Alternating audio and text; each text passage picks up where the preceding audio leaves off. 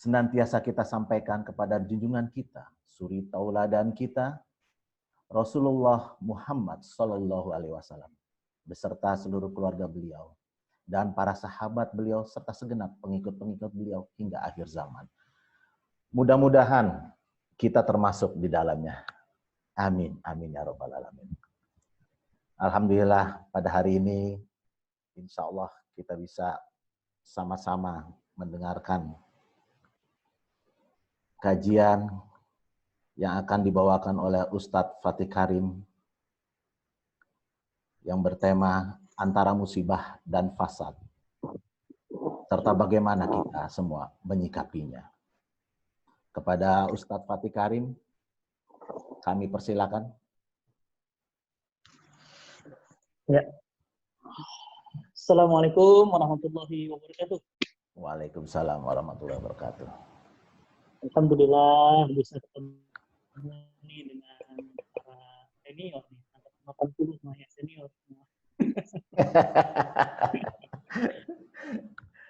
Dan saya lihat-lihat tadi di peserta yang ikut ternyata ada orang yang banyak banget membantu saya dalam dakwah, mensupport saya. Ada Teh Denok ya? Amin. Masya Allah. Ternyata Teh Denok itu SMA 3 ya? Iya, semuanya angkatan yang ngadain anak SMA 3 angkatan 89 Pak Ustadz. Berarti Teh Denok itu udah senior saya ya? Ya Allah. Ini 89 masuk atau lulus? Lulusnya 89. Ya, alhamdulillah. Jadi Lulusnya 89. betul, rata-rata sekarang di usia yang lagi manis-manisnya Pak Ustadz. Lagi lucu-lucunya ya. Iya. Kalau 89 lulus ya. Iya. 89 lulus, saya baru masuk SMP itu. Aduh. Ya. Jadi gimana kira-kira ngomong dengan para senior? Pantas kira-kira saya ngomong. Sangat pantas Pak Ustadz. Ya Allah. Pengalaman hidup lebih banyak. Amin. Ya, pahit dan getir jalan hidup lebih kaya gitu. Masya Allah. Tapi karena diminta ya bismillah lah ya. Amin. Iya. Baik, Bapak Ibu. Alhamdulillah. Alhamdulillahirabbil alamin. Wassalatu wassalamu ala asrafil anbiya wal mursalin. Wa ala diin dulu yang di sini. Oh, dia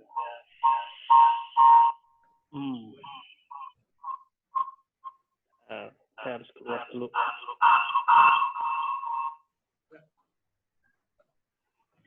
Alhamdulillahirabbil alamin wassalatu wassalamu ala asrafil anbiya wal mursalin wa ala alihi wa sahbihi wa man da'a bi da'watil Islam wa tazama bi tariqatihi wa tarasama khutwah wa ja'ala lakidatan islamiyatan asasan li fikratihi wal ahkam syar'iyyatan miqyasan li a'malihi wa masdaran li ahkamihi. Asyhadu an la ilaha illallah wa asyhadu anna Muhammadan abduhu wa rasuluhu la nabiyya ba'dah. Faqala Allah ta'ala fi Qur'anil azim wa huwa asdaqul qailin. Ya ayyuhalladzina amanu ista'inu bis-sabri was-salah innallaha ma'as sabirin wa la taqulu lima yuqtalu fi sabilillahi amwat bal ahya'u walakin la tashkurun.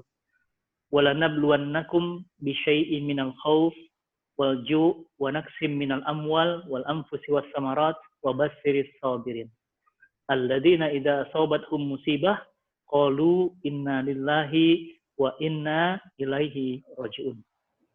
Wa qala zuhara fasad fil barri wal bahri bima kasabat aydina. Al-ayah. Subhanallah walhamdulillah wa la ilaha illallah Allahu akbar. Allahumma shalli wa sallim wa barik ala Muhammad wa ala ali Muhammad.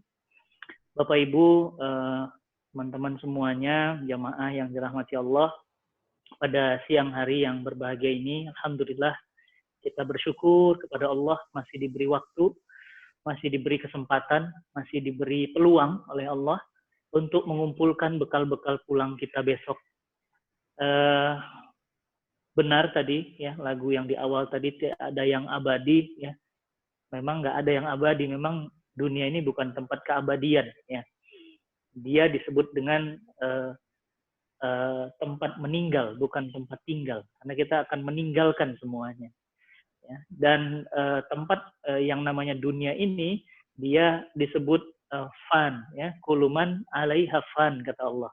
Dan semua yang ada di dunia ini fana, ya, artinya tidak abadi begitu. Cantik tidak abadi, kaya tidak abadi, hidup tidak abadi, tidak ada yang abadi. Yang abadi hanya satu ya, Allah Azza wa Jalla, Allah yang maha sempurna, dialah yang abadi. Dialah yang memiliki sifat keabadian. Dia hayyul, dia qayyum ya, tidak dengan kita. Kita ini berawal dan kita ini berakhir. Siapapun kita. Siapapun kita. Rasulullah Shallallahu Alaihi Wasallam orang yang paling dicintai oleh Allah, dia berawal, dia berakhir. Ustadz Arifin Ilham, ya, dia berawal, dia berakhir. Ustadz Gito Rolis, dia berawal, dia berakhir. Ustadz Hari Mukti, dia berawal, dia berakhir. Termasuk semua peserta yang ikut pada kajian siang ini, semuanya ada di layar, tapi semuanya sebentar lagi juga akan berakhir. Karena pengajian kita juga pasti akan berakhir. Tidak ada yang abadi. Termasuk juga COVID yang sekarang datang juga pasti akan pergi. Percayalah, cuma masalahnya kapan gitu ya. Masalahnya sudah banyak yang ingin teriak-teriak ya, sudah di rumah sebulan gitu ya. Ada yang teriak, ada yang udah ingin nubruk dinding karena dindingnya 3L gitu katanya. Lu lagi gitu. Akhirnya tingkat konflik suami istri katanya meningkat selama COVID ini karena di rumah ketemunya itu lagi gitu ya. Masya Allah. Salawat serta salam tercurah limpah kepada junjungan Nabi kita tercinta, Nabi Muhammad SAW. Semoga kita dan keluarga dan orang-orang yang kita cintai telah akan mendapatkan syafaatnya dikala harta, tahta, dan kuasa tidak lagi mampu menjadi penolong kita. Bapak Ibu yang dirahmati Allah, terima kasih atas undangannya. Senang sekali saya bisa sharing siang ini melalui kajian online di Zoom. Ada para alumni SMA 3 Jakarta. Mudah-mudahan kita niatkan ini semuanya menambah amal soleh kita ya di hadapan Allah. Apalagi kita sebentar lagi dalam hitungan 4 hari saja, insya Allah kita akan masuk kepada bulan yang paling mulia, bulan yang paling penuh keberkahan, bulan yang diturunkan Al-Quran, dan bulan yang penuh dengan ampunan. Semoga Bapak Ibu semua dalam keadaan sehat, dalam lindungan Allah, dan diberikan kekuatan, kesabaran untuk menjalani semua, dan semuanya Allah berikan kekuatan, kemudahan untuk menjalaninya. Bapak Ibu yang dirahmati Allah, bicara tentang musibah dan fasad, memang dua kata ini menarik. Ya. Jadi kalau nanti kita cek di dalam Al-Quran, ya, ada dua kata ini yang memang Allah sebut berbeda. Ya. Allah sebut ya di dalam sebuah ayat, misalnya, ya, wama asobatkum ya min musibah. Jadi apa-apa saja musibah yang kalian diberikan kepada kalian itu adalah berasal dari Allah. Tetapi ada satu ayat lagi, ya, misalnya itu di Quran surat Asy-Syura ayat ke-30, ya. Ada ayat lain mirip tapi maknanya berbeda. Allah Subhanahu wa taala berfirman di Quran surat Ar-Rum, ya, surah ke-30, Quran surat Ar-Rum ayat 41. Allah Subhanahu wa taala berfirman, "Zohara fasad fil barri wal bahri bima kasabat aidinas." Telah nyata kerusakan di darat dan di bumi karena jahatnya tangan manusia. Nah, tapi ini dipahami juga sebagai musibah, gitu. Makanya sering ada yang bilang banjir itu musibah, katanya gitu ya. Kemudian corona ini musibah, begitu. Kemudian ada yang bilang lagi banyaknya kemiskinan, ya, tingginya angka kemiskinan, ini musibah karena di mana-mana sekarang, apalagi semenjak corona ini, banyak sekali orang yang terkena kemiskinan mendadak, gitu. Ya. Dalam waktu sebulan ini saja ada 1,7 juta PHK di Indonesia, mendadak miskin, gitu. Jadi itu musibah, katanya begitu. banyaknya pelacuran, ya. Pelacuran ini sekarang bahkan bukan ada tempatnya, bahkan sekarang sudah online dia. Ya, modusnya bukan lagi ke tempat-tempat pelacuran, tapi online, bisa diakses dari manapun dan bisa ketemu dimanapun. Ini pun katanya adalah musibah karena sudah akhir zaman, begitu ya, sehingga ini dikatakan musibah. Gitu.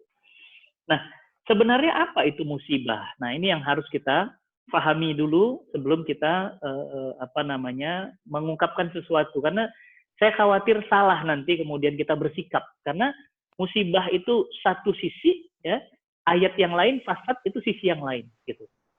Maka ketika Allah Subhanahu wa taala tadi berfirman di Quran surat Al-Baqarah, ya, dikatakan alladzina idza asobathum musibah, jika mereka diberikan Allah berupa musibah, ya, qalu inna lillahi wa inna ilaihi rajiun. Mereka mengatakan bahwa kalimat istirja. Apa itu kalimat istirja? Semua ini berasal dari Allah dan pasti akan pulang kepada Allah. Semua ini datang dari Allah dan pasti semua akan kembali lagi kepada Allah. Inna lillah, itu penegasan di situ. Sungguh kami ini berasal dari Allah, istri kami berasal dari Allah, anak kami berasal dari Allah, harta kami berasal dari Allah, semua berasal dari Allah dan akan kembali kepada Allah. Kita datang sendiri, pulang pun sendiri. Kita datangnya telanjang, pulang pun telanjang. Kita datang tidak bawa apa-apa, pulang pun kita tidak bersama siapa-siapa. Inilah makna alladzina hum idza asobathum musibah. Kalimat istirja. Maka apa itu musibah? Gitu. Menurut ulama-ulama muktabar, musibah ini adalah segala sesuatu yang menimpa manusia. Manusia tidak suka, tapi dia menimpa manusia dan manusia tidak suka atas kejadian itu, ya. Mobil hilang, ya, kemudian longsor, ya, kemudian sesuatu yang dicinta pergi, gitu ya, wafat istri atau wafat teman, ya, wafat suami, ya, atau kemudian kehilangan barang-barang yang kita cintai, maka kita diminta untuk mengucap kalimat istirja. Inna lillahi wa inna ilaihi rojiun. Ini musibah. Jadi musibah itu segala sesuatu yang di luar kuasa manusia. Punya bisnis plan, sudah dirancang strategi marketingnya, sudah dibuat company profile-nya, sudah dibuat proposal bisnisnya, sudah ditentukan harga pasarnya, sudah dibangun restorannya, sudah dibangun karyawannya. COVID datang. Ceker, habis semuanya. Manusia suka? Nggak suka. Apa kata kita? Inna lillahi wa inna ilaihi rojiun. Semua ini datang dari Allah dan kembali kepada Allah pasti. Nah, kenapa kemudian musibah itu, ya, tidak disukai manusia? Karena manusia itu fitrahnya itu ingin memiliki sesuatu. Tidak mau melepas sesuatu. Nah, itu manusia itu pelit, asalnya itu memang nahan sesuatu, nggak mau memberikan gitu. Jadi kalau punya mobil ya jangan kehilangan, punya suami nggak boleh hilang, punya anak nggak boleh hilang. Mereka lupa bahwa mereka ini datang nggak bawa apa-apa, pulang juga nggak sama siapa-siapa. Tapi mereka lupa gitu. Kenapa lupa? Karena hatinya tertutup oleh kecintaan kepada materi tadi. Ya, makanya kemudian ketika kemudian dapat musibah, kita dianjurkan oleh Islam mengucapkan kalimat innalillahi ini agar apa? Satu, musibah itu datang kepada manusia sesungguhnya untuk menghapuskan dosa-dosanya. Nah itu, kacamata kita beda dengan kacamata orang yang tidak beriman. Makanya kata Nabi SAW dalam satu hadisnya, Nabi SAW menyatakan, ya, ajabalil mu'minina amri. Ajib, menakjubkan seorang mukmin itu. Jika dia tertimpa musibah, dia bersabar. Dan jika dia mendapatkan kebaikan, dia bersyukur. Sabar dapat ujian, dan syukur dapat kebaikan. Dan apa kata Nabi? Aku tidak pernah temukan ini kecuali hanya kepada orang beriman. Makanya orang beriman tuh nggak ada stresnya. Happy aja. Kalau dapat kebaikan, dia bilang, Alhamdulillah, segala puji milik Allah. Haza min fadli Rabbi, dia bilang. Ini semuanya Allah yang ngasih. dapat anak cantik, solihah, dia bilang apa? Haza min fadli Rabbi, ini dari Allah. Dia dapat rumah yang bagus, ya, dapat suami yang baik. Dia katakan apa? Alhamdulillah. Dia bersyukur kepada Allah. Tapi kalau dia dapat ujian berupa kesakitan, berupa sakit mendadak, ya, nauzubillah, misalnya sakit-sakit berat, kanker, diabetes, begitu, ya, jantung dan yang lainnya. Dia katakan apa? Sabar. Ya, kenapa dia sabar? Karena dia tahu bahwa semua ujian yang menimpanya, musibah yang menimpanya itu tidak lain kecuali hanyalah menghapuskan dosa-dosanya. Nabi SAW bersabda, ya, diriwayatkan Imam Muslim, ya, apa kata Nabi? Tidaklah, ya, satu ujian musibah menimpa seorang mukmin kecuali itu akan menggugurkan dosa-dosanya seperti pohon menggugurkan daun-daunnya. Jadi Bapak Ibu yang dirahmati Allah, coba lihat pohon kalau gugurin daun itu jatuh bersih itu, ya, nggak ada lagi daun yang kuning, begitu istilahnya. Jadi apa? Musibah yang menimpa kita, sakit, kesedihan, tertusuk duri, kata Nabi kan begitu dalam hadisnya. Jika seorang muslim merasakan sedih, tertusuk duri, ya, kecuali apa? Allah akan menghapuskan dosa-dosanya. Makanya seorang muslim itu dia ridho ketika dikasih musibah, dia ridho. Ketika dikasih syukur, dia ridho. Ya. Nah, ini hanya ada pada seorang mukmin, kata Nabi. Makanya dari sini kita bisa ambil garis kesimpulan bahwa kalau musibah itu di luar kuasa, nggak punya manusia rencana, manusia nggak punya plan atas itu. Ya, plannya baik aja. Banyak nih yang komplain ke saya, Ustadz, saya udah merancang itu tiba-tiba jeger, batal semua gara-gara COVID. Ya, salah satunya Mas Ari Untung, ya. Aduh Ustadz, ya Allah doakan saya Ustadz, saya udah ngerancang, ya, hijrah fest Ramadan. Ya, sudah bayar DP ke Senayan, ya. JCC sudah di DP itu. 3 hari full tanpa istirahat. Ya. Ternyata apa? Cancel. Baik, COVID, habis semuanya. Saya bilang apa? Sabar ya Ji. Ya, kalimat istirja. Inna lillahi wa inna ilaihi roji'un.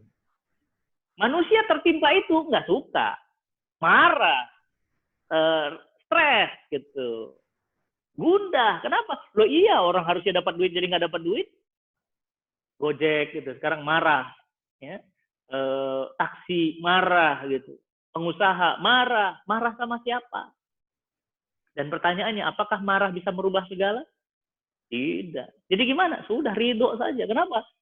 Menunjukkan istirja itu, satu, menghapuskan dosa, yang kedua, menunjukkan bahwa kita adalah manusia yang lemah. Bapak Ibu yang dirahmati Allah, coba di antara Bapak Ibu sekarang, hitung berapa bulu yang tumbuh di tubuh kita. Kalau ada yang bisa menghitung bulu yang tumbuh di tubuh kita, hebat. Berapa bulu yang tumbuh di tubuh kita? Ya, Masya Allah. Coba kita menghitungnya. Berapa kali kedipan mata kita sehari? Berapa kali denyut jantung kita? Kita tidak mampu. Kenapa? Karena memang kita ini lemah. Nggak bisa apa-apa. Yo, bayangkan Amerika, negara adidaya, superpower, negara yang kesehatannya paling baik, Inggris, Prancis, habis dipukul sama COVID. Menunjukkan apa? Lemahnya manusia. Rusia, satu hari 4.700 orang yang meninggal karena COVID. Baru-baru ini Rusia sekarang naik peringkatnya. Jadi setelah Cina, Italia, sekarang Amerika. Amerika itu kondisi terbaru sudah sampai 63.000 yang meninggal dunia. 330.000 yang jadi korban, ratusan ribu. Ya, mereka panik luar biasa, bahkan mereka sekarang lagi ribut apakah lockdown atau tidak. Ya, demo besar-besaran terjadi dan terjadi crash. Dan Rusia juga begitu. Ya, kenapa? Menunjukkan lemahnya manusia. La haula wala quwwata illa billah. Manusia sehebat apapun, Singapura, wah, kurang canggih apa rumah sakitnya? Rumah sakit terbaik dunia. Italia, Prancis, itu rumah sakit Eropa, rumah sakit terbaik dunia. Apa yang terjadi? Mereka nggak mampu melawan binatang kecil, hewan kecil yang namanya COVID-19. Berarti apa? Musibah datang untuk membersihkan dosa-dosa manusia, kalau dia mukmin. Kalau dia kafir, mempercepat masuk kepada nerakanya Allah. Jadi kalau dia mukmin, nah itu makanya ada hadis kan, barang siapa yang terkena penyakit taun, Dia menetap di rumah, maka dia dihitung sebagai syuhada. Benar. Kenapa? Kalau dia mukmin, menghapus dosa-dosanya, setara syuhada, masuk surga tanpa hisab. Masya Allah. Ya kan? Tapi kalau dia kafir, itu mempercepat dia masuk kepada nerakanya Allah, azab jahannam menunggunya dengan segera. Itu bedanya. Kalau mukmin dengan kafir. Jadi musibah ini kita harus mengucap kalimat istirja. Innalillah wa inna ilaihi rajiun. Untuk apa? Untuk satu tadi. Menggugurkan dosa-dosa kita. Sadar. Yang kedua apa? Kita lemah. Terbatas. Nggak berdaya. Yang ketiga, untuk apa? Yang ketiga, datangnya musibah ini untuk menegaskan kepada kita bahwa Allah lah sang pemilik segala kuasa. Allah itu tidak bisa ada tandingannya. Allah itu satu-satunya. Allah, Allah, Allah, Allah. Dan manusia tidak punya daya upaya apa-apa. Apa hikmahnya kalau kita bersabar? Nanti Bapak Ibu tolong buka Quran ya, di Quran surat Az-Zumar ya, ayat 10 ya. Di sana Allah Subhanahu wa taala berfirman, "Innama sesungguhnya yuwaffa orang-orang yang Allah berikan ujian dan dia bersabar, Allah berikan dia pahala tanpa batas." Bapak Ibu perhatiin, ada pahala tanpa batasan. Ya. Saya yakin Jakarta ada batasnya, Bandung ada batasnya, Surabaya ada batasnya, Medan ada batasnya, ya, Bumi ada batasnya. Tapi ini ada pahala tanpa batas. Bayangkan pahala tak berbatas itu bagaimana pahala tak berbatas? Kepada siapa? Orang yang sabar. Sabar terhadap apa? Musibah. Alladzina idza asabathum musibah qalu inna lillahi wa inna ilaihi roji'un, ulaika alaihim sholawatun min rabbihim wa rahmah, wa ulaika humul muhtadun. Mereka ini orang-orang yang mendapatkan rahmat dari Allah, hidayah, dan ulaika alaihim sholawat. Dapat sholawat, yang biasanya dapat sholawat siapa? Nabi SAW. Tapi ini yang dapat sholawat siapa? Orang yang sabar. Ulaika alaihim sholawatum min rabbihim. Dapat sholawat dari Allah, Tuhan mereka. Warahmah, dapat kasih sayang. Wa ulaika hum muhtadun. Mereka dapat hidayah. Tapi ngomongnya mudah, Ustaz. Memang, sabar itu enak ngucapinnya. Tapi berat menjalaninnya. Lagi cinta-cintanya sama suami. Tiba-tiba suami wafat. Masih muda lagi.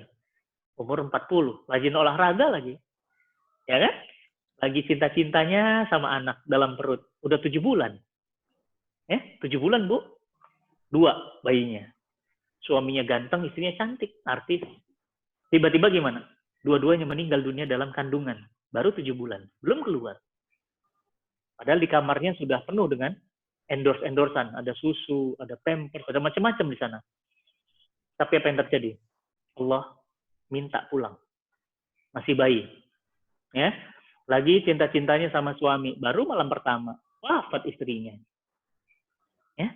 Lagi sayang-sayangnya sama kucing. Ya, mati kucingnya.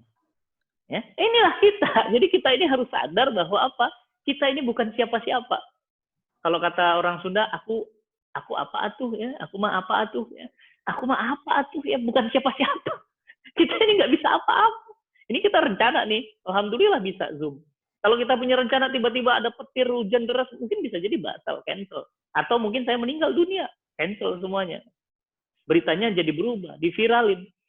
Inna lillahi wa inna ilaihi rajiun, telah meninggal dunia Fatih Karim. Ya, hari Ahad, ya, jam sekian pada saat akan Zoom, ya, kajian online.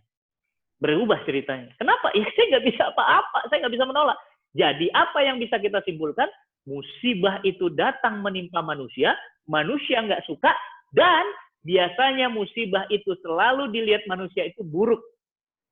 Padahal belum tentu benar apa yang manusia persepsikan.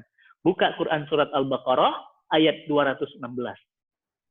Wa asya an takrahu syai'a wa huwa khairul lakum wa asya an tuhibbu syai'a wa huwa syarrul lakum wallahu ya'lamun wa antum la ta'lamun.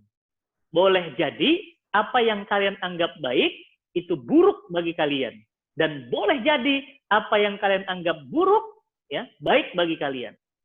Baik itu bisa jadi buruk, buruk itu bisa jadi baik.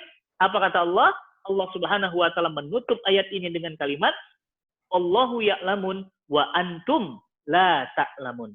Allah itu Maha tahu dan kamu itu tidak mengetahui apapun. Jadi Bapak Ibu yang dirahmati Allah, kita nggak ngerti kenapa ada corona ini.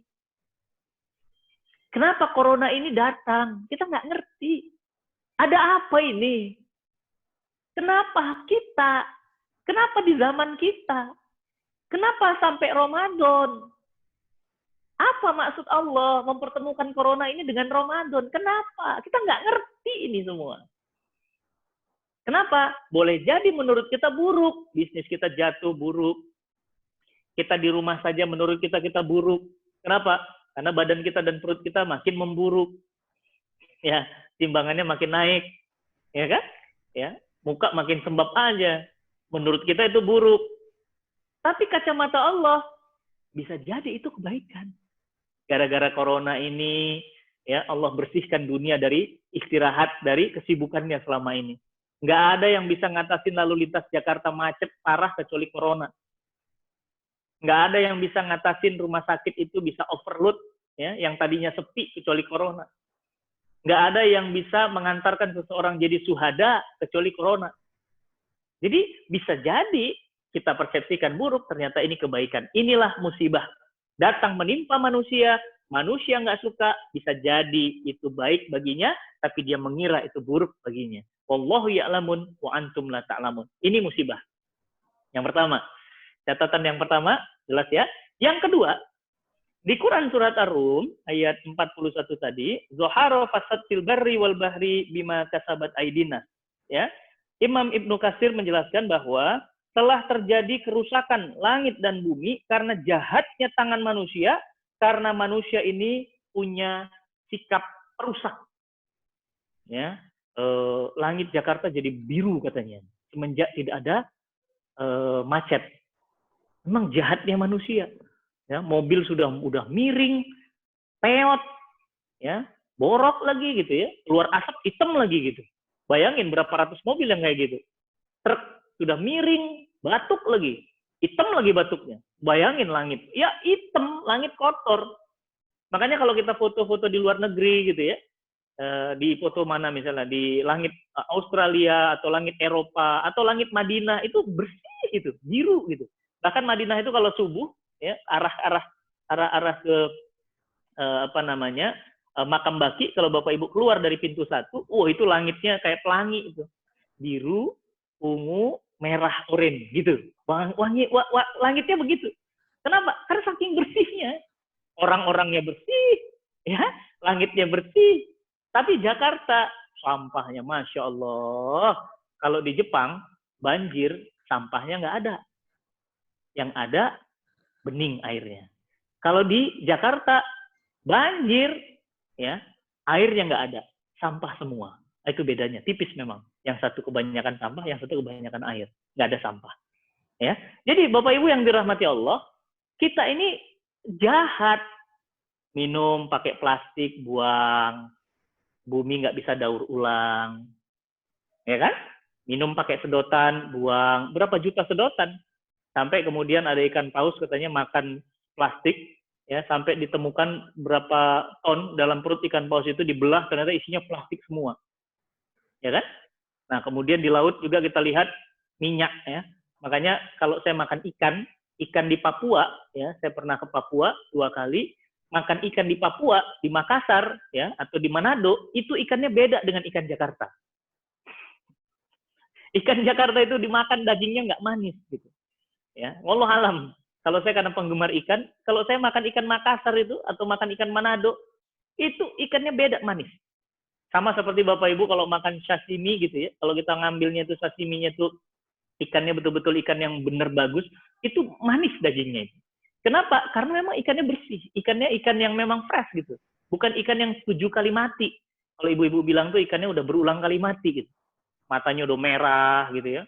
Udah itu udah merah, pekat gitu ya, ditujus lagi di dalamnya, udah itu udah pucat lagi, ikannya itu udah bolak-balik mati, hidup lagi, mati, hidup lagi, mati, hidup lagi gitu. Nah, Kalau di luar negeri itu ikan ya apalagi Jepang, dia nggak mau mengkonsumsi ikan begitu. Kalau bisa diambil dari akuarium itu masih hidup. Ya, makanya seger. Jadi alamnya terjaga. Ya, kalau kita kan buang sampah sembarangan, ya, bangun rumah di pinggir kali, apalagi membuat orang nggak bisa punya rumah yang layak, ya, membangun rumah di bantaran kali. Ini kan fasad. Jadi zohar fasad fil barri wal bahri bima kasabat aidin nas. Telah nyata kerusakan langit dan bumi karena jahatnya tangan-tangan manusia. Jadi manusia ini jahat. Ya, dia buat teknologi nuklir sehingga bumi ini resah.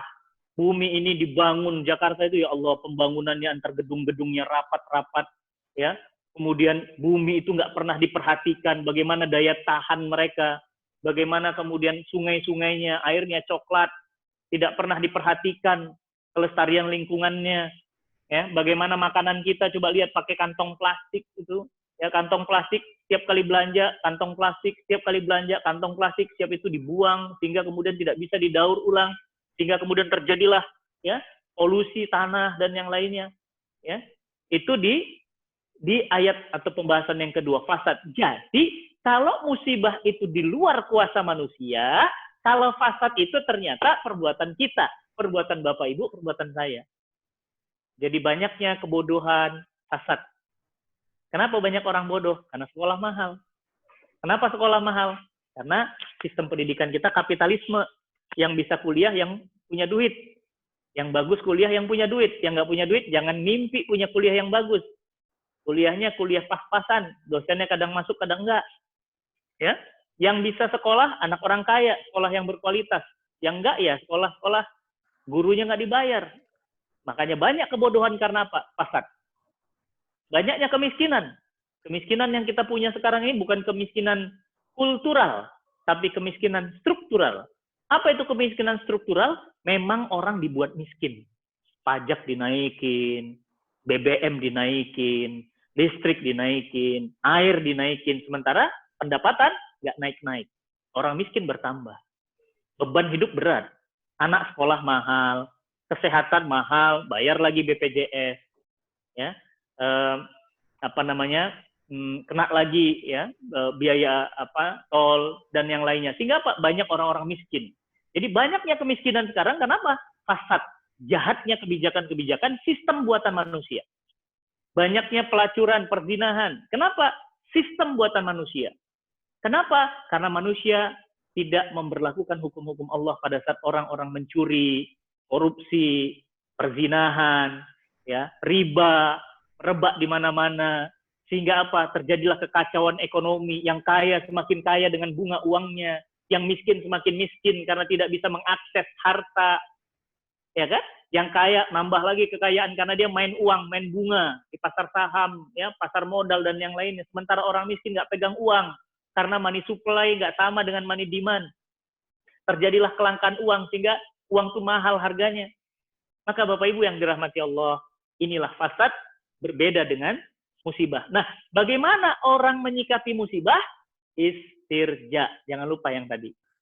Pasrah, total, serahkan kepada Allah, nyerah. Nggak bisa apa-apa. Kenapa? Memang bukan perbuatan manusia. Allah yang membuat, Allah yang menetapkan. Tapi kalau fasad, apa yang harus kita lakukan? Nabi SAW dalam hadis riwayat Imam Bukhari menyatakan, man ro'a minkum munkaron, falyughayyiru biyadihi, fa illam yastati fabil lisani, fa illam yastati fabil qalbi, walidzalika adhaful iman. Barang siapa yang melihat kemungkaran, melihat kemaksiatan, melihat fasad, maka dia merubah dengan kemampuan tangannya, kekuasaannya. Kalau dia tidak merubah dengan tangannya, maka diminta untuk merubah fasad lisannya, ngomong, minimal ngomong, nggak boleh tuh, jangan buang sampah dong, gitu, nggak boleh, jangan pakai itu kotor, masya Allah, kamu pacaran ya, mendekati zina tuh, jangan, kalau mau nikah sekalian, jangan main-main sama perempuan, kamu mabuk ya, kalau fasad harus ngomong, kita rubah dengan lisan, nggak mampu lisan ngomong, minimal hati kita benci, ya, minimal hati kita benci, dan hati itu selemah-lemahnya iman. Bapak Ibu yang dirahmati Allah, kalau merubah fasad ini perlu dakwah. perlu ya dai, perlu seruan, ya. Wa man ahsanu qawlan mimman da'a ilallah, kata Allah. Siapakah orang yang lebih baik perkataannya dari para dai? Kenapa? Karena mereka ini ya menyeru kepada yang ma'ruf, mencegah kepada yang mungkar. Maka Bapak Ibu yang dirahmati Allah, bagaimana sikap seorang mukmin ketika merubah fasad, mereka berdakwah merubah kemungkaran itu ya agar menjadi kebaikan, dan kalau musibah mereka tidak bisa berlaku apa-apa, alias mereka berpasrah, mereka istirja, mereka sadar muhasabah diri bahwa ini semata-mata datang dari Allah dan akan kembali kepada Allah. Maka Bapak Ibu yang dirahmati Allah, coba renungkan hadis dari Nabi Shallallahu Alaihi Wasallam. Kita itu seperti satu kapal besar. Ada yang duduk di bawah, ada yang duduk di atas. Kalau orang yang duduk di bawah mau minta air, harus ngambil ke atas. Dan orang yang bawah berkata, aku sebenarnya bisa tidak ngambil air dengan mengganggu orang yang di atas. Bagaimana caranya? Kita lubangi saja kapal. Awas Bapak Ibu, kita lubangi saja kapal. Akhirnya apa? Saya ngelubangi kapal. Bapak ngelihat saya, ya, Pak Ari ya, Pak Ari ngelihat saya. Pak Ari bilang, biarin aja lah, itu kan Ustadz Fatih, bukan keluarga saya. Biarin aja dia ngelubangin kapal. Apa misalnya ngelubangin kapal? Misalnya korupsi. Biarinlah, itu kan orang lain. Anaknya Pak Ari, ya kan? Nggak sholat, ya kan? Saya bilang apa? Biarin aja, itu kan anak Pak Ari, bukan anak saya. Peduli amat. Ngelubangin kapal. Ada istri orang, nggak pakai jilbab. Kita nggak ingatkan melalui suaminya. Kita bilang apa? Biarin aja, itu kan istri orang. Itu ngelubangin kapal. Bayangkan Bapak Ibu, kalau setiap orang itu berkontribusi melubangi kapal, apa yang terjadi dengan kapal besar ini? Karam. Dan kalau karam, siapa yang kena? Semua, Pak. Semua. Kalau banjir, penghafal Quran ikut kena. Gempa, semua ikut kena. Ya, gunung meletus, semua ikut kena. Kenapa? Karena Allah Subhanahu wa Ta'ala mengingatkan kita, ya, wattaqu fitnatan la tusibanal ladzina zalamu minkum khassah wa'lamu annallaha sadidul iqab. Takutlah kalian kepada azab yang menimpa orang-orang di antara kalian, bukan orang zolim saja. Jadi kalau Allah sudah marah, Allah sudah hancurkan kapal, semua kena. Kenapa? Karena kita tidak menghentikan kemaksiatan itu. Mestinya ada yang korupsi, kita stop, kita laporkan. Ada yang kita tidak sholat, kita ingatkan. Loh Mas, kenapa nggak sholat? Muslim kan? Ya, ayo sholat. Ketika ada orang yang buka aurat, apalagi memamerkan aurat, kita laporkan. Tapi sayang, kita sekarang punya sistem hidup di Indonesia, itu kan sistem sekuler. Sistem yang memisahkan agama dari kehidupan. Sistem yang tidak pakai agama, tidak pakai Tuhan. Tuhan hanya pasal 1. Tapi sisanya nggak usah pakai Tuhan. Ya, Tuhan itu dicampakkan. Tuhan hanya urusan Ramadan. Tuhan itu hanya urusan Islam, Isya, subuh, lohor, asar, maghrib. Tuhan nggak ngatur ekonomi. Tuhan nggak ngatur politik. Tuhan nggak ngatur sosial. Tuhan nggak ngatur pendidikan. Tuhan hanya ada di masjid. Nah, ini sistem sekuler. Nah, kalau sistem sekuler, maka pasti terjadi fasad besar-besaran. Utang luar negeri bertambah, ya, kemiskinan bertambah, ya, kemudian kemaksiatan bertambah, ya, orang penjara malah dilepas. Ya, ada anekdot tuh, bagus tuh anekdotnya. Kalau di negara lain gitu ya, melepaskan anjing supaya apa? Orang mau di rumah, kan gitu. Kalau di negara lain melepaskan polisi supaya orang mau di rumah. Kalau di plus 62 melepaskan orang penjara katanya supaya orang mau di rumah gitu ya. Susah banget ngatur orang Indonesia ini sampai harus ngelepas orang penjara, Bu. Ya, saya baru dapat kabar dari BSD, baru dilepas 2 hari 7 mobil hilang. Ya, ini dapat laporan dari polisi, saya baru dapat videonya. Awas Ustadz, hati-hati mobil di mana-mana nih. Ini baru dilepas 2 hari, udah 7 orang, 7 mobil tewas. Dan dijualnya cepat aja, 30 juta, 50 juta, Avanza, Xenia. Ya. Maka Bapak Ibu yang dirahmati Allah, inilah fasad. Jadi, mudah-mudahan jelas, clear, musibah apa sikap kita? Istirja. Ya, berserah, pasrah, tapi juga ikhtiar. Untuk apa? Untuk paham bahwa ini datang dari Allah. Tapi kalau fasad, karena kita yang melakukannya, maka kita harus merubah kalau itu kemungkaran, dan kita harus menyuruh kepada kemakrufan, kebaikan. Mudah-mudahan bermanfaat. Ini penjelasan saya. tentang musibah dan fasad, bagaimana seorang muslim itu menyikapinya. Bapak Ibu yang dirahmati Allah, insya Allah nanti untuk melengkapi, saya mohon izin kepada Pak Ari, saya akan kasih PowerPoint-nya. Ya, insya Allah saya punya PowerPoint-nya dan saya berikan free kepada semua, ini hadiah saya buat Bapak Ibu semuanya. Silahkan digunakan, mau menjelaskan semua nanti di PowerPoint itu ada dalilnya, gambarnya ya, insya Allah itu memudahkan untuk memahami. Memang sengaja saya nggak pakai PowerPoint hari ini, ya karena pingin bentuknya ngobrol-ngobrol ringan saja siang hari ini. Karena ini siang nih jam-jamnya mata lagi kriep-kriep ya. Mudah-mudahan kita semuanya masih caang kalau kata orang Bogor mah ya, masih terang, hot gitu ya. Mudah-mudahan. Bapak Ibu yang dirahmati Allah, ini yang ingin kami sampaikan. Mudah-mudahan bisa dipahami dan mudah-mudahan bisa diamalkan. Jangan berlaku fasad, karena fasad akan membuahkan kerusakan. Tapi kalau ditimpa oleh musibah, kalau ditimpa oleh sesuatu yang merupakan ketentuan dari Allah, kita tidak bisa lari. Qul la yusibana illa ma kataballahu lana wa huwa maulana. Bu, mau lari kemana, Bu? Mau di rumah juga kalau kena corona mah kena. Ya. Ya, Menteri Kesehatan Inggris. Kurang keren apa, Ibu? Menteri Kesehatan Inggris, kurang keren apa? Menteri Keuangan Jerman, kurang kaya apa? Ya, Menteri Kesehatan Israel, kurang kaya apa? Kena sama COVID. Kenapa? Qul la yusibana illa ma kataballahu lana. Katakanlah musibah yang menimpa kami, kami tidak bisa lari. Allah sudah tentukan kepada kami. Nggak bisa lari, Bu. Ibu mau lari kemana?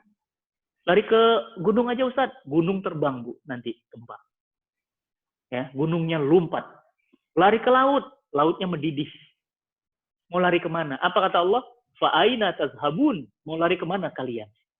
Lihat, satu hari bisa 6 gunung menggelegak bersamaan. Ini tentu tanda-tanda dari Allah agar kita ini la'allakum turja'un. Mudah-mudahan ini semua membuat kita kembali kepada Allah. Mudah-mudahan kita kembali kepada fitrah. Dan hari-hari kita dekat dengan Quran, dekat dengan majelis ilmu. Semoga bermanfaat. Saya mungkin membuka sesi tanya jawab. Dipersilakan. Assalamualaikum warahmatullahi wabarakatuh. Waalaikumsalam. Alhamdulillah Pak Ustadz atas siraman rohani di siang hari ini yang memang sangat kita nanti-nantikan. Oke, baik, kita akan coba kasih waktu buat sahabat-sahabat surga kita. Ya, ada satu pertanyaan nih Pak Ustadz dari Pak Bernardo Mokhtar. Dia bilang titip ya buat Pak Ustadz. Bagaimana kita mengingatkan pemerintah atas keputusan yang sekarang ini, Pak Ustadz? Iya. Baik, Bapak Ibu, boleh dicatat, boleh diingat, ya. Nabi Shallallahu Alaihi Wasallam itu mengajarkan kita untuk mengingatkan penguasa. Awas. Jadi mengingatkan penguasa itu bukan perbuatan tercela. Kenapa? Karena kita sayang. Kenapa penguasa harus diingatkan? Karena dia Muslim. Dia itu Muslim, dia saudara kita. Harus diingatkan. Tapi dia tetap berbuat, Ustadz, percuma aja diingatkan. Bebal dia, kulit badak, macam-macam kita ngomong ya. Terserah. Tapi tugas kita mengingatkan. Kenapa? Fadzakir innama anta mudzakir. Apa hadisnya, Ustadz, mengingatkan penguasa? Yang pertama, ya, hadis yang diriwayatkan oleh Imam Ahmad ya, dan Tabrani, Rasulullah Shallallahu Alaihi Wasallam menyatakan, afdolu jihad kalimatil haq inda sultanin jair. Mengingatkan penguasa itu afdolu jihad. Jihad yang paling afdol. Jihad yang paling tinggi. Masya Allah. Ya, jadi ceritanya gini Bapak Ibu. Jadi Nabi itu lagi naik kuda. Para sahabat bertanya, ya Rasulullah, adakah pahala yang lebih tinggi dari jihad? Nabi diem, nggak jawab. Karena belum dapat wahyu kan. Pergi aja. Besok pergi lagi, nanya lagi nih orang naik kuda ini. Pas mau naik kuda, tanya, ya Rasulullah, adakah pahala yang lebih tinggi dari jihad? Rasul mengatakan, afdolu jihad, jihad yang paling tinggi, afdolu jihad, kalimatil haq, inda sultanin jair. Mengingatkan yang hak, mengingatkan yang benar. Jadi maaf ya Bapak Ibu, nggak boleh buat meme. Pakai kopiah dimiringin. Ya kan, matanya digedein, kacamatanya dijelekin, ya, terus kemudian mukanya dipeot-peotin, ya, buat bentuk wajahnya jadi jelek, itu nggak boleh. Itu nggak boleh. Saya nggak setuju, Bu. Tapi kalau mengingatkan, bisa. Saya sering. Bagaimana caranya? Ya melalui sosial media. Apalagi melalui, kalau ada orang langsung yang bisa dipercaya, saya bilang tolonglah diingatkan pemerintah. Sudahlah, stop lah. Melalui tausiah kita, melalui surat pembaca, kan bisa. Oh, itu nggak akan dibaca, Ustadz. Allah alam bisawab. Dibaca atau tidak. Syukur-syukur, apalagi sekarang zaman sosial media bisa viral kok. Yang lain baca, semua orang tahu. Surat cinta dari alumni SMA 3 untuk yang tercinta, ya Presiden Republik Indonesia. Boleh, ingatkan. Wahai Bapak, Anda saudara kami. Ya, dulu saya sama Ustadz Arifin Ilham sering buat surat kepada Presiden. Ya, Ayahanda yang tercinta, kami cinta engkau karena Allah. Diingatkan. Yang pertama, hentikan penghinaan, penangkapan terhadap para ulama, gitu-gitu, diingatkan. Ya, dibaca itu, apalagi kalau yang nyampe ini Ustadz Arifin Ilham, sampai dibaca. Tapi wallahu alam, didengar atau enggak ya, kita mengingatkan, kan ditanya bagaimana kita mengingatkan. Diingatkan. Ada yang kedua, hadis yang kedua adalah Nabi SAW bersabda, Sayyidu suhada Hamzah wa rajulun qoma ila imamin jair fanasahahu faqatalah. Sayyidu suhada Hamzah, ya, penghulu para suhada adalah Hamzah, pamannya Nabi. Dan seseorang yang berhadapan dengan penguasa, dia mengingatkan penguasa, lalu penguasa itu membunuhnya. Dikatakan pahalanya Sayyidu suhada, setara dengan penghulu para suhada. Jadi suhada itu kan orang-orang dijamin masuk surga. Nah, ini penghulu para suhada. Jadi di antara suhada ada yang paling tinggi lagi. Siapa? Orang yang mengingatkan penguasa, lalu penguasa itu membunuhnya, dia mendapatkan pahala Sayyidu suhada Hamzah wa rajulun qama ila imamin jair fanasahahu faqatalahu. Jadi pertanyaannya adalah bagaimana Ustadz kita mengingatkan penguasa sekarang ini terhadap kadang ngomongnya mudik, kadang nggak jadi mudik, sebentar ngomong nyebarin sekian juta hazmat, ya, tapi di rumah sakit masih aja nggak dapat. Ini bener nggak sih gitu kan?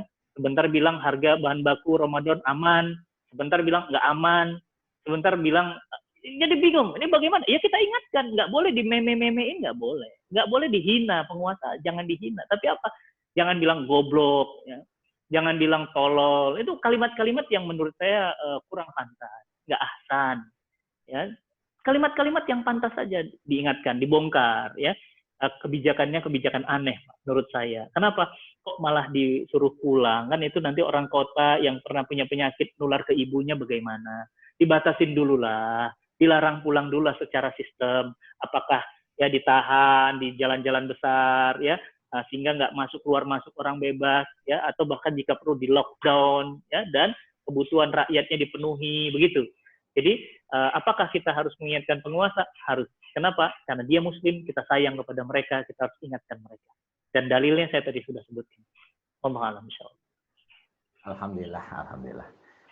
Ada lagi nih Pak Ustadz dari Bu Hajah Satyani, itu sebentar. Alhamdulillah. Bu Satyani silakan.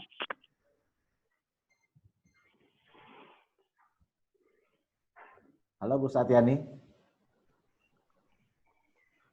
Kedengaran? Assalamualaikum Ustaz. Alhamdulillah. Waalaikumsalam warahmatullahi wabarakatuh. Kayaknya pertanyaannya udah ditulis deh. Biar baca sendiri Bu Haji. Oh. Ya. Ya Ustaz, Ya. saya mau tahu ya, apakah ada perbedaan orang yang meninggal syahid karena wabah dan orang yang meninggal karena syahid karena jihad gitu loh. Ya. Assalamualaikum. Waalaikumsalam warahmatullahi wabarakatuh. Ya, syahid itu paling tidak ada tiga ya. Syahid fid dunya, syahid fil akhirah, syahid fid dunya wal akhirah. Nah, kalau dia syahid fid dunya wal akhirah, ini yang paling tinggi, Bu. Syahid fid dunya wal akhirah, itu saking tingginya, itu jenazah itu nggak dimandikan lagi. Siapa mereka? Pertanyaan Ibu tadi, Bu Hajah. Siapa mereka? Orang yang jihad fisabilillah. Tiba-tiba kita diserang sama, katakan Amerika Serikat. Mengekspansi Indonesia, nyerang, hancurin, ngebom. Ya, saya angkat senjata. Bapak Ibu, bapak-bapak di sini semuanya angkat senjata. Perang, lawan, Pak. Harus lawan. Kenapa? Nggak boleh lari, malah dosa besar dan kehinaan. Lawan, serang, usir musuh. Kayak kita ngelawan Belanda gitu. Kenapa? Allah katakan uzina lilladzina yuqatilu bi anna lahum zulimu. telah diizinkan kepada kalian berperang karena kalian dizolimi. Kita diserang tiba-tiba, nggak tahu apa-apa. Diserang aja gitu. Lawan. Nah, itu nanti kalau kita Bapak Ibu wafat, saya kena serangan wafat.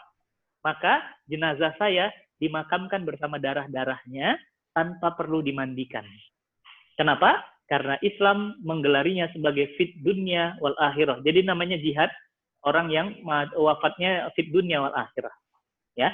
Nah, yang kedua, yang kena wabah itu, yang kena wabah, matinya tenggelam, meninggal dunia tenggelam seperti tsunami, ya, atau kemarin Krakatau itu, ya, itu yang disebut dengan syuhada fil akhirah. Nah, itu masih dimandikan, masih disolatkan, dan dia juga masuknya kategorinya syuhada. Nah, ada lagi yang syuhada fid dunya. Nah, syuhada fid dunya ini ada yang menyebut dalam hadis itu orang yang meninggal dunia melahirkan, orang yang meninggal dunia pada saat bekerja mencari nafkah, ya. Jadi Bapak Ibu, Bapak itu kerja mati-matian, wafat di jalan. Dia syuhada fid dunya. Jadi tetap dimandikan, tetap disolatkan, tapi gelarnya syuhada, ya. Insya Allah mendapatkan surganya Allah. Begitu Bu, bedanya. Jadi ada 3, syuhada fid dunya, syuhada fil akhirah, fid dunya wal akhirah. Yang paling tinggi adalah fid dunya wal akhirah. Seperti yang terjadi di Palestina, ya, di Yaman, saudara-saudara kita yang bertempur di medan jihad. Itu masuk surga nggak pakai hisap, langsung masuk tanpa hisap. Pintunya langsung kebuka untuk mereka. Ya, itu demikian.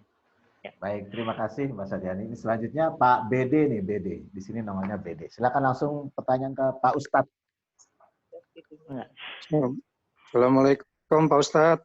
Waalaikumsalam warahmatullahi wabarakatuh, Pak Dede, mangga. Ya, tadi kan Pak Ustadz menyampaikan mengenai kalau kita mendapatkan musibah, ya, ucapkanlah innalillahi wa inna ilaihi raji'un. Iya. Nah, di beberapa kajian yang lain Pak Ustadz, dengan Ustadz yang berbeda ya Pak Ustadz ya, ada yang pernah menyampaikan bahwa selain innalillahi juga mengucapkan alhamdulillah. Nah, ini bagaimana Pak Ustadz menurut pandangan Pak Ustadz nih? Ya, jadi gini, sebenarnya ketika mendapatkan musibah itu kalimat istirja itu bukan hanya orang meninggal. Ya, kalau kita kan sekarang kehilangan motor terus innalillahi ya Allah.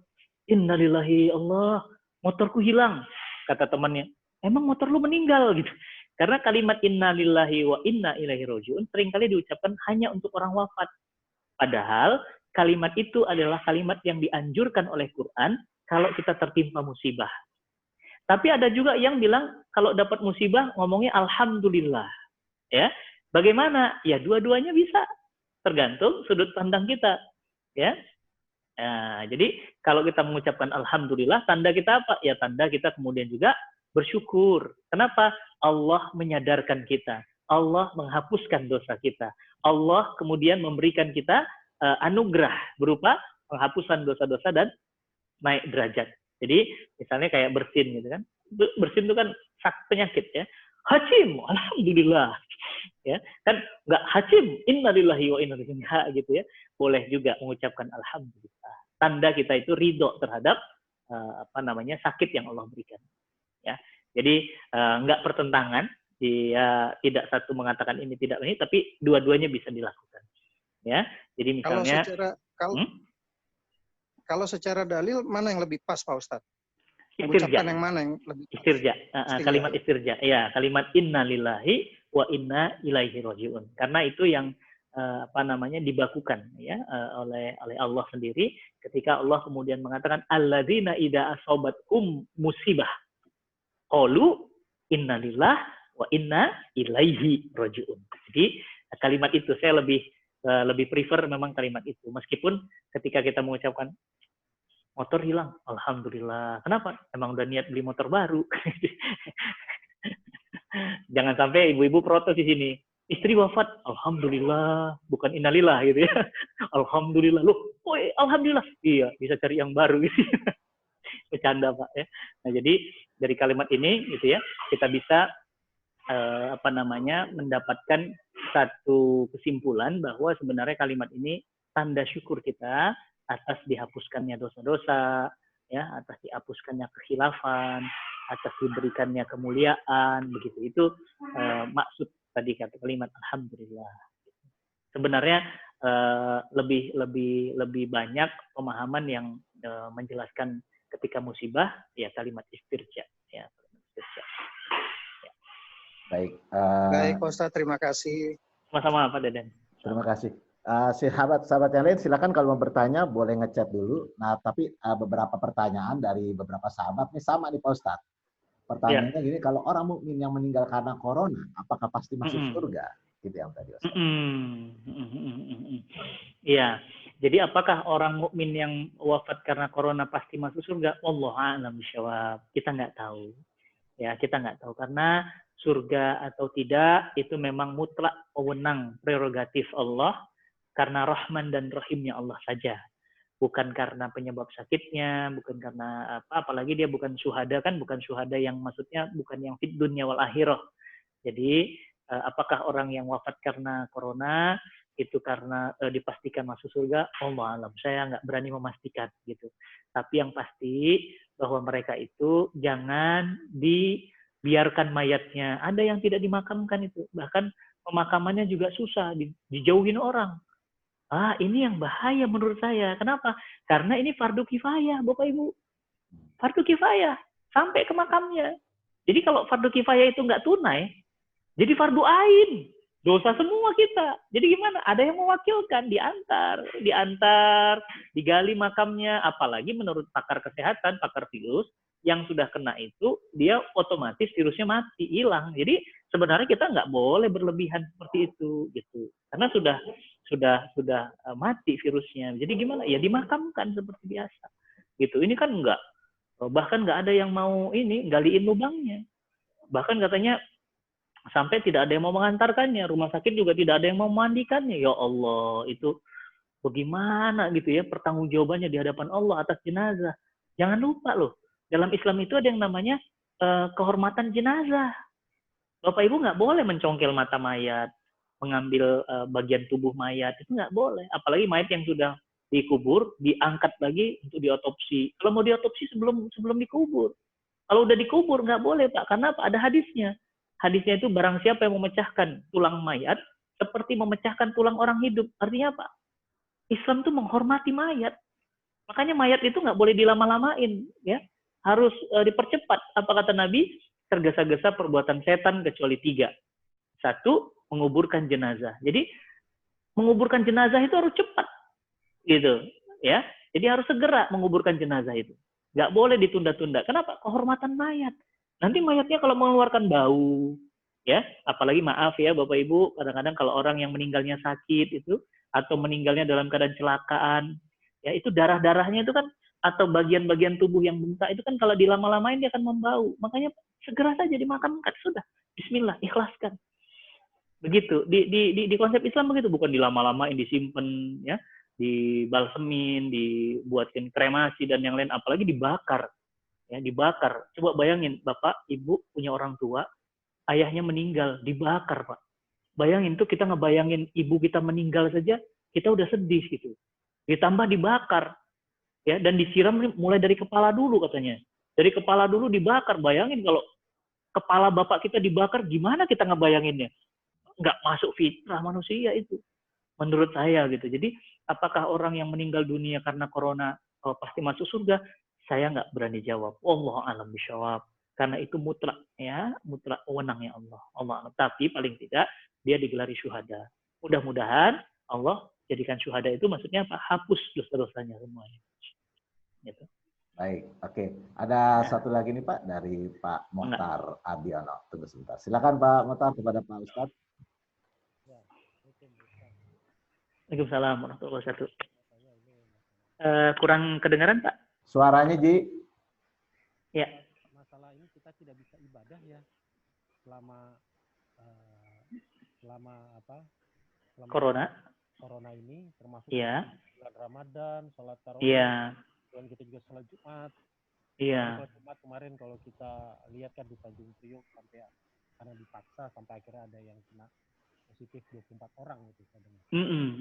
Sedangkan yang saya tahu kan kita 3 kali berturut-turut tidak melaksanakan sholat Jumat itu. Oh iya. Saya kira kalau sekarang ini kan kita nggak tahu sampai kapan prediksikan karena kan semua tergantung juga dengan kondisi wabah ini. Betul. Islam seperti apa menghadapi ibadah-ibadah yang hukumnya tuh seperti wajib gitu ya atau sunnah. Iya. Terima kasih Ustaz. Iya. Jadi Bapak Ibu yang dirahmati Allah, kita ini beribadah kan pakai dalil ya. Jadi kita sholat, kenapa sholat? Ada dalilnya. Wanita yang nggak sholat, boleh nggak sholat. Ya kan? Kenapa? Ada dalilnya. Ada yang boleh sholatnya dikurangi. Kenapa? Ada dalilnya. Jadi bukan ngada-ngada gitu. Jadi kita ini nggak ke masjid 3 kali itu bukan ngada-ngada gitu. Bukan kita dikategorikan orang kafir karena nggak sholat Jumat 3 kali. Nggak masuk di situ hadisnya itu. Kenapa? Itu hadisnya bagi yang enggan sholat Jumat.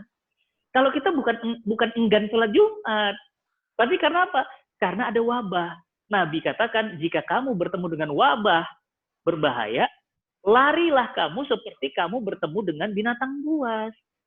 Begitu. Jadi yang melarang ya itu adalah dalil juga gitu. Sehingga bagaimana nanti Ramadan ini kita nggak taraweh? Ya taraweh, biasanya juga taraweh di rumah kan? Ya, tapi kan nanti nuzulul Quran kita nggak keluar. Sejak kapan kita nuzulul Quran kita keluar? Enggak juga. Ya, nanti Jumatan gimana? Ya Jumatan ya di rumah saja kalau Bapak Ibu mau. Jumlahnya itu menurut ulama kan istilah. Ada yang ulama mengatakan 3 ke atas atau 10 ke atas, ada yang 40 ke atas, itu sudah bisa Jumatan. Di rumah bisa. Jadi bapaknya jadi khotib ya. Kemudian 15 menit selesai, kemudian sholat Jumat udah berjamaah bisa kalau mau sholat Jumat di rumah kalau misalnya anggota keluarganya ada. Ada juga yang ya sudah digantikan dengan sholat zuhur. Jadi ya kita itu pindah dari sunnah satu ke sunnah yang lainnya. Jadi jangan dikatakan orang yang nggak ke masjid itu nggak melakukan sunnah. Enggak. Saya ini tadi sholat zuhur berjamaah dengan tim saya di kantor Cinta Quran. Selalu kalau di rumah sama istri sama anak sholat berjamaah di rumah. Begitu. Nah Ustadz nanti sholat taraweh gimana? Sholat Jumat saja ya yang hukumnya wajib itu ada rukhsah, ada keringanan untuk meninggalkannya karena wabah. Apalagi sholat taraweh, apalagi sholat Idul Fitri yang hukumnya sunnah muakkadah. Maka apa? Ditinggalkan. Kenapa? Karena kerumunan. Ya, makanya kita ini terus berdoa, minta, ya Allah, ampun ya Allah, udah cukup. Udah 2 juta orang yang meninggal dunia gara-gara corona ini ya Allah. Udah, cukup. Udah ya Allah, ampun, kami taubat ya Allah, kami taubat udah. Nah, minta sama Allah. Karena Allah yang ngirim, Allah yang mencabut itu. Ya, nanti tiba-tiba hilang aja. Ya, terserah Allah. Kan penyakit seperti ini pernah datang. Tahun 18-an, tahun 19-an kan ya, setiap beberapa puluh tahun sekali pernah wabah-wabah besar dunia. Bahkan pernah wabah dunia itu tahun 1800-an itu sampai puluhan juta orang yang meninggal dunia itu kan. Ya, yang sampai disebut dengan apa? Saya ingat apa?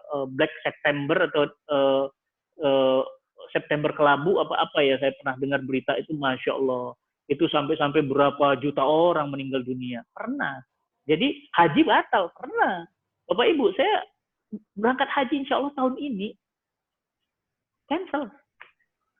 Apa nggak sedih? Sedih. Cuma apa? Ya Allah yang cancel kok. Pertanyaan saya, kalau Allah yang cancel berarti pahalanya gimana? Allah udah catat, tenang aja. Ya, sama seperti ibu mau puasa tiba-tiba haid. Ibu marah sama siapa? Marah sama Allah. Lah, kan Allah sendiri yang ngasih haid itu. Berarti apa? Ya Allah udah catat pahala buat ibu sempurna. Udah santai aja. Ya nggak? Nah, jadi menurut saya ketika kemudian nanti wabah terjadi, antum tetap bisa baca Quran. Bahkan saya berharap bisa khatam Quran. Ini sekalian saya pengumuman buat Bapak Ibu, kami di Cinta Quran punya program gratis pembimbingan melalui video call tahsin. Jadi Bapak Ibu setiap hari, mau pagi, siang, malam, kita punya tim. Saya punya tim itu khusus untuk memantau bacaan Quran Bapak Ibu melalui video call kayak gini. Jadi mahraj huruf, ya, tahsin Qurannya diperbaiki semuanya, ya. Jadi silahkan nanti bisa bisa lihat di Instagram di Cinta Quran Foundation atau Ceki Foundation ID. Di sana ada layanan Ceki Call namanya, Cinta Quran Call. Bapak Ibu bisa daftar. Jadi gratis Bapak Ibu, nggak usah dibayar, ya. Bayar pakai doa aja. Ya, saya punya tim, alhamdulillah sudah melayani ribuan. Ada yang dari Jepang, ada dari Australia, ada yang dari Malaysia, dari Singapura, macam-macam. Dari Jepang itu beda waktu sekitar 4 jam, masih bisa belajar kan. Jadi minta pagi-pagi gitu, karena di sana sudah lebih siang kan, di sini baru pagi, ya pagi di sini gitu kan, kita layani supaya bisa belajar baca Quran. Jadi nanti selama Ramadan targetnya khatam dan paham bacaannya, makhraj hurufnya gitu ya, sehingga kita bisa menikmati betul ibadah Ramadan tahun ini. Jadi insya Allah kita nggak usah khawatir ya. Yang melarang untuk tidak sholat itu kan bukan hawa nafsu kita, tapi memang dalil gitu. Jadi artinya kalau memang ada dalilnya ya sudah gitu. Sama seperti gini Pak, sholat isya itu kan 4 rakaat, sholat zuhur itu 4 rakaat, tapi itu bisa dikurangin jadi 2. Siapa yang ngurangin jadi 2? Dalil kan? Jadi makanya, loh kok sholat isyanya cuma 2? Iya kan saya lagi safar ini, saya qasar. Loh kok antum nggak sholat asar? Wow, kafir antum. Enak aja antum kafir-kafirin saya. Nah gitu, kenapa? Hati-hati ngomong loh. Barang siapa yang nuduh seseorang kafir nggak terbukti, tuduhannya balik. Jangan main-main kafir-kafir. Kenapa? Asarnya saya sudah tarik ke zuhur. Karena Pak, saya orang Bogor, lagi ke Bandung. Saya bukan nggak sholat asar, asarnya saya tarik ke zuhur. Jadi bukan saya nggak sholat asar, dikafir-kafirin lagi. Hati-hati ngomong sama orang. Jadi siapa yang boleh membolehkan itu? Dalil. Jadi ini ya, kita berbuat ada dalil gitu kan. Karena kata Nabi SAW, ya, man amila amalan laisa alaihi amruna fahuwa raddun. Barang siapa yang amalnya bukan berdasarkan yang kami contohkan, bukan berdasarkan dalil, fahuwa raddun, tertolak. Jadi ya sudah gitu. Beramal harus ada dalilnya. Jadi kita insya Allah bukan termasuk orang-orang yang 3 kali nggak Jumatan karena sengaja. Bukan, karena memang kondisinya, kondisi wabah. Demikian. Semoga bermanfaat. Wallahu a'lam bishawab. Assalamualaikum warahmatullahi wabarakatuh. Assalamualaikum. Alhamdulillah. Pak Ustadz, ini ada tambahan sedikit nih dari Bu Haja Debbie Denok nih. Tadi berkaitan dengan yang jenazah tadi nih. Pertanyaannya sedikit dibilang, kalau ada yang memindahkan jenazahnya bagaimana Ustadz? Terus kalau kan meninggal dengan protokol COVID, keluarga nggak bisa ikut memandikan Ustadz, itu gimana? Gitu. Jadi ini lanjutan sedikit dari yang tadi sebenarnya. Iya, saya kalau ngelihat sekarang itu memang kan protapnya seperti itu, SOP-nya, standar prosedurnya seperti itu. Tapi dengan adanya fatwa MUI ya sekarang itu pihak keluarga sudah boleh. Jadi dari rumah sakit itu ya pihak keluarga boleh, kan belum dimandikan itu ya. Harus dimandikan dulu ya, disolatkan begitu. Nah, tentu disolatkan, dia punya hak, dia disolatkan dan dimakamkan. Nanti bagaimana kalau makamnya itu sudah dikubur terus dipindahkan ke makam yang memang maaf ya kayak korban-korban COVID semua. Menurut saya nggak harus seperti itu. Bisa juga dimakamkan di pemakaman umum seperti biasa karena dia sudah jenazah. Dia tidak aktif lagi virusnya. Kemudian dia punya hak untuk dimakamkan, disolatkan, dimandikan, didoakan. Bagi kita yang tidak datang, kita bisa sholat gaib untuk jenazahnya. Sehingga protap yang ada sekarang itu, setahu saya, itu bisa dilobi pihak rumah sakitnya. Ya, memang kalau ada yang wafat dalam kondisi sekarang dan kena positif COVID, kalau ngikutin protapnya memang begitu. Tapi yang saya tahu, ya karena keluar fatwa MUI yang membolehkan itu, bahkan di Medan itu MUI Sumatera Utara, itu malah kemudian lebih tegas lagi, harus disolatkan, dimandikan, dan dikafani seperti biasa layaknya orang yang wafat karena dia muslim gitu. Dia mendapatkan kehormatan ya, mayatnya di depan imam ya. Bapak Ibu mau dapat kehormatan? Nah, kalau mau dapat kehormatan mayatnya di depan imam, Pak. Kan biasanya kita di belakang imam ya, Pak ya. Kalau Bapak Ibu mau dapat kehormatan, boleh di luar, Pak ya, nyusul. Saya belakangan ya. Itu posisinya di depan imam, Pak. Itu namanya apa, Pak? VVIP. Bapak Ibu, kalau sholat berjamaah, saya dengan Pak Ari berdua kita sholat, Pak. Ya. Bapak itu begini posisinya. Ini saya, Pak. Ya. Nggak boleh Bapak begini, Pak. Ya. Bapak nggak boleh selevel saya karena saya imam. Ya. Itu untuk menunjukkan kehormatan saya sebagai imam. Ya. Nah ini Pak, bukan begini Pak. Bukan begini, tapi begini Pak. Nah itu tandanya apa? Sebenarnya itu tanda dari kita untuk apa? Kehormatan mayat. Kehormatan mayat. Jadi dari sini kita tetap menganjurkan. Kalau saya mengambil pendapat, menganjurkan dia mendapatkan hak kemuliaan, dimuliakan sebagaimana jenazah-jenazah yang lain. Begitu. Saya kemarin datang ke meninggal sahabat rekannya saya datang dan ikut menyolatkan. Ya tentu sholatnya dijaga jaraknya, pakai masker, kemudian tetap kita cuci tangan, ya, mengantarkan jenazahnya dikuburkan, gitu, ya, dan mendoakan. Gitu.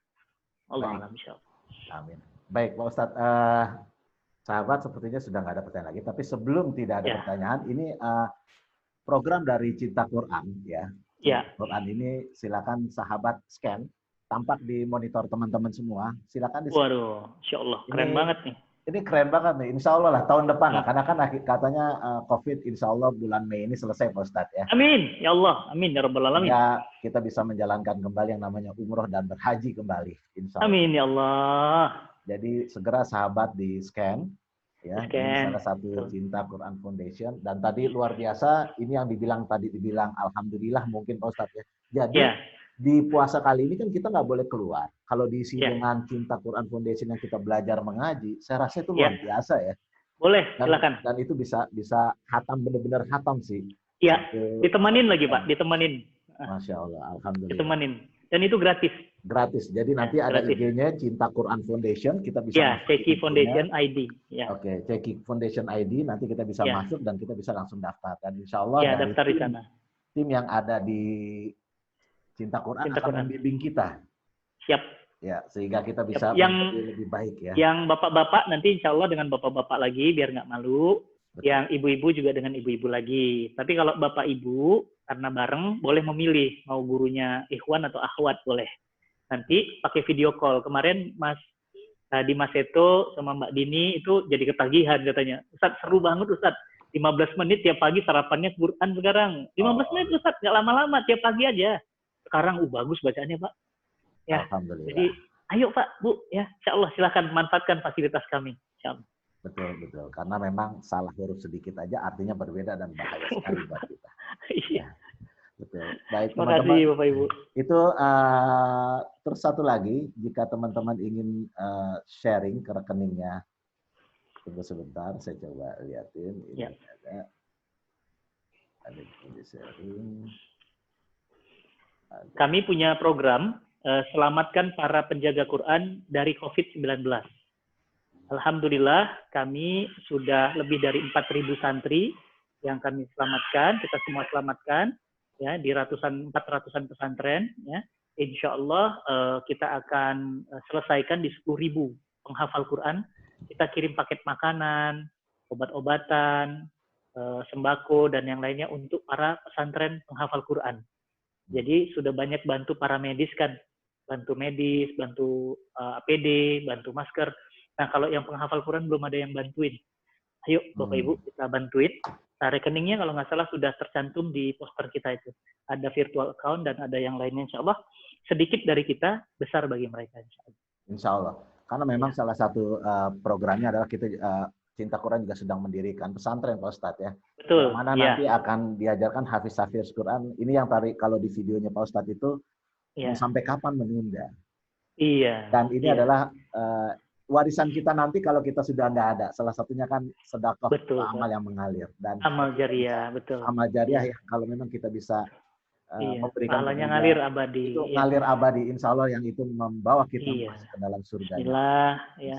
Insya Allah ditunaikan ya di bulan Ramadan lebih bagus lagi afdol ya, pahala sedekah wakafnya berubah jadi pahala wajib. Amin, insya Allah. Silahkan. Itu bukan buat saya Bapak Ibu karena itu kan wakaf, kembalinya ke Bapak Ibu. Saya cuma yang mengelola pesantrennya, saya mengelola aja. Ya, saya bukan milik saya itu karena itu kan tanah wakaf. Wakaf itu bukan milik saya, milik umat Islam. Alhamdulillah, insya Allah dilancarkan Allah, Ustaz. Amin, amin. Pak Ustadz, saya rasa waktu sudah cukup. Tapi sebelum kita berpisah, saya ingin Pak Ustadz memimpin doa. Kebetulan juga sahabat-sahabat kita, Angkatan 89, udah kurang lebih 40 orang udah mendahului kita, Pak Ustadz. Dan kemarin pagi salah satu sahabat kita telah meninggal dunia. Jam 6.30 kena serangan jantung. Dan dimakamkan di Tanah Kusir. Saya kalau bisa Pak Ustadz memimpin doa untuk kita semua, sehingga kita bisa selamat dunia dan akhirat, dijauhkan dari gangguan-gangguan yang menyebabkan kita tidak masuk ke dalam surganya Allah nanti. Kami persilakan Pak Ustaz. Baik, Bapak Ibu semuanya, mari kita sama-sama istighfar. Auzubillahiminasyaitonirrajim. Astaghfirullahaladzim. Astaghfirullahaladzim. Astaghfirullahaladzim. Allazi la ilaha illa huwal hayyul qayyum wa atubu ilaih. Astaghfirullahaladzim. Allazi la ilaha illa huwal hayyul qayyum wa atubu ilaih. Auzubillahiminasyaitonirrajim. Bismillahirrahmanirrahim. Alhamdulillahirabbil alamin arrahmanir rahim maliki yaumiddin. Iyyaka na'budu wa iyyaka nasta'in ihdinas siratal mustaqim. Siratal ladzina an'amta 'alaihim ghairil maghdubi 'alaihim waladdallin. Amin. Amin. Allahumma rabbana zalamna anfusana wa illam taghfir lana wa tarhamna lanakunanna minal khasirin. Rabbana ighfir lana dzunubana wa li ikhwanina sabaquna bil iman wa la taj'alna fi qulubina ghillan lil ladzina amanu innaka ra'ufur rahim.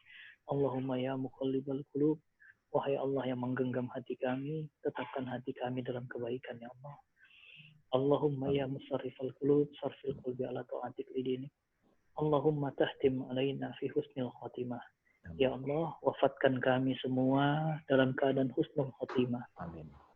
Wafatkan kami sedang baca Quran. Amin. Wafatkan kami sedang tadabbur Quran. Amin. Wafatkan kami sedang sedekah untuk Al-Quran. Amin. Wafatkan kami wakaf untuk Al-Quran. Amin. Wakafkan kami ya Allah. Wafatkan kami dalam keadaan sholat. Wafatkan kami dalam keadaan sujud. Jangan Engkau wafatkan kami dalam keadaan maksiat ya Allah. Amin. Ya Rabb, ampunkan dosa-dosa ayah dan ibu kami ya Allah. Bukakanlah pintu-pintu ampunan untuk mereka ya Allah. Bukakanlah pintu-pintu rahmat-Mu untuk orang tua kami ya Allah. Amin. Ya Rabb, andai orang tua kami sudah wafat, wafatkan mereka dalam keadaan husnul khotimah ya Allah, dan bukakan pintu-pintu ampunan untuk mereka. Lapangkan kuburnya ya Allah. Amin, ya Rabb. Terima dia menjadi anggota penduduk surga ya Allah, selama-lamanya bahagia di sana ya Allah. Amin. Allahumma Rabbana ya Allah, anugerahkan kami anak-anak yang soleh dan solehah. Amin. Anak-anak yang menjadi cahaya mata bagi kami ya Allah. Anak-anak yang menjadi pembuka pintu-pintu surga dan kemuliaan untuk kami ya Allah. Ya Allah ya Rahman, jauhkan kami dari bala, dari wabah, dari musibah. Pertemukan kami dengan bulan Ramadan. Pertemukan kami dengan bulan Ramadan. Pertemukan kami dengan bulan Ramadan.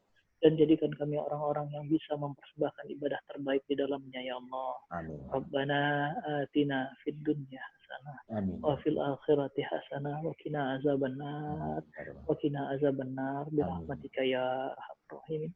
Subhana rabbika rabbil izzati amma yasifun wa salamun alal mursalin. Alhamdulillah. Alhamdulillahirabbil alamin. Terima kasih sahabat. Akhir kata, kami berharap semoga ikatan persaudaraan kita sesama alumni dan sesama muslim yang ada di seluruh dunia dapat terus terbina dengan baik.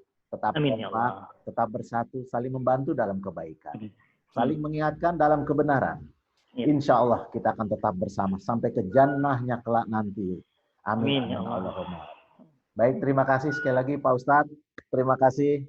Insya Allah membawa keberkahan, ilmunya luar biasa. Dan saya lihat ini chatnya luar biasa. Ayo kita menabung buat akhirat. Masya Allah. Sedih rasanya Pak Ustadz.